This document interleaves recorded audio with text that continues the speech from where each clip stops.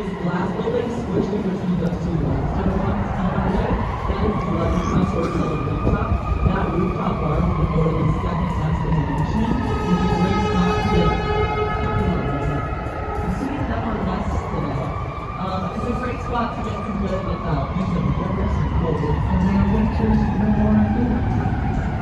Alright, after this bridge coming up on our left, you're going to see a yellow dome between the two parts of the Liberty building. And this yellow dome was originally meant to serve as a docking station for the French. That building will actually become a hotel. That means the bridge did not gain the popularity they were once expected to. The idea of that particular mode of transportation once now was delivered. Now, in the distance, a little bit past the Ridley, is the French neo-Gothic embellished upside-down draped bells on buttresses. That is the Tribune Tower. And that tower, the design was the winner of an international contest hosted by the Tribune for the world's most beautiful office building. New York City architects John Cowles and Ray Hood won contest with this design. And now if you go up close to the Tribune Tower, yeah, which is the last important Canadian airport right here, you can see fragments from famous sites from all over the world embedded in the facade of the Tribune Tower. This building served as the headquarters for the Chicago Tribune from 1925 until 2018, when it was sold and converted to luxury condos, which now go for several $1 million. A 3-bedroom are for $15 million from the market. And now there are plans for another governmental tower right next door to the Tribune Tower that will be called Tribune Tower East. And when completed, will seal the title for Trump Tower for second tallest building in Chicago and 1,000 square foot of Tribune Tower.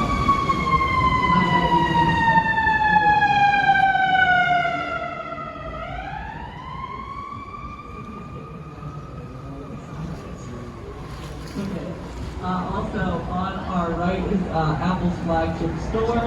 It features load-bearing glass and a carbon fiber roof, which kind of looks like MacBook. But I read an article that they didn't want it to look like a MacBook, so kind of just not right. Now, this rainbow peacock tower you can see, and this building has all the trappings of the Deco style architecture, but was built in the contemporary era, which is why we call it Eco Deco. It was designed by Adrian Smith, and he was inspired for this building by the work of Raymond Hood, one of the designers of the tower, who also designed the headquarters in New York City and serving up the plaza. But this is also an historic spot because this is where we filmed Jerry Springer for 20 years. So maybe due to landmark status. Okay, now coming up are two buildings by my absolute favorite architect, Chicagoan, Jeannie Gang. She is the best. So you're going to start to see a building with curving, undulating white balconies peeking out behind this black building.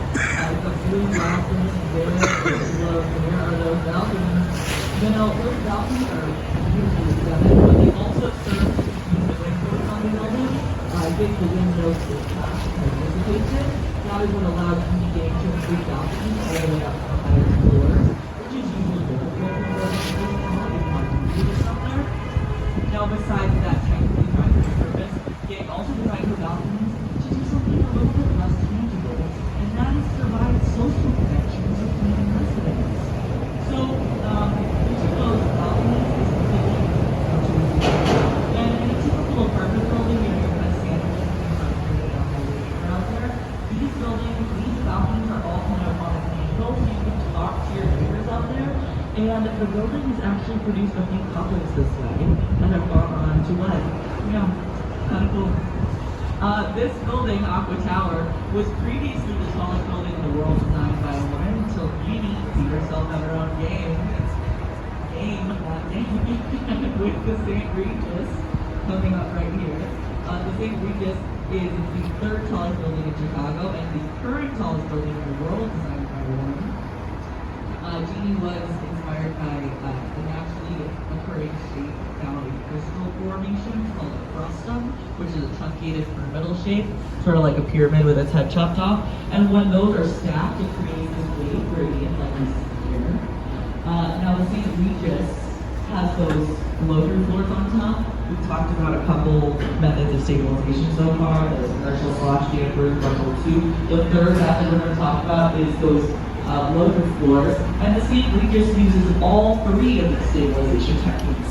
So it has 6 tanks on the top with 400,000 gallons of water to keep the majority of the building's weight over its center of gravity. There are 4 bundled tube sections. You can see them right here. Lined up and together to give additional protection from wind and gusts.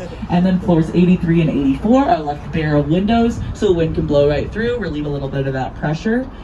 Now, those blow-through floors were not in the original design for the building, but when engineers and architects were triple checking design plans, they realized the wind force was going to be too strong, so they just decided to knock those floors out, which is good because they didn't have to give up on the entire design, but developers weren't thrilled. They had a lot of valuable real estate up there. I like it though. I think it makes the building very identifiable in the Chicago skyline. All right, now coming up on our left, we're gonna see this black, sleek building that is sort of looks like a flask or a fidget spinner, depending on how you handle your stress. And it was designed by students of Mies van der Rohe. You can see they borrowed that sleek black element, but added a curvilinear component to maximize waterfront views. And you guys may notice that this is the only tall building east of Lakeshore Drive right in front of us. And there is a reason for that. So remember earlier we were talking about Burnham's plan, and as part of Burnham's plan and vision for the city, the Lakeshore has always been an asset reserved for public use. There's no private construction permitted on the shoreline. But the mouth of the river has always been a little bit of an exception, since docking and harbor facilities have always been allowed here. And when the city rewrote its lakefront code in 1964, they directly specified that construction near the river's mouth had to be industrial. So that is when Lake Point developers swooped in and legally constructed this building. The blunder was corrected shortly after though, but this now may be the only building ever to get this close to the shoreline, so it's pretty valuable. Some famous Chicagoans lived there, like Kurt Russell and Golden Pond. And Oprah really loved the restaurant on top. That restaurant is closed. I don't know what they're doing with it yet, but I'm going to find out, so I can pass it on to you guys. Because people are going to ask me about that restaurant. I got okay, now, coming up is Navy Pier. See the giant Ferris wheel? That giant Ferris wheel pays tribute to the original from the 1893 World's Fair, though it is smaller than the original. That one is 196 feet tall. The original was 264.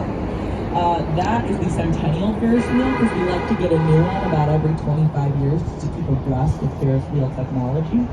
And Navy Pier was originally called Municipal Pier 1 out of a plan for 6 municipal piers. I don't know if you guys have ever gotten a little bit overzealous with plans and then lost interest. I recently did that with composting. And now, but that's what I think happened to Chicago and its piers. We only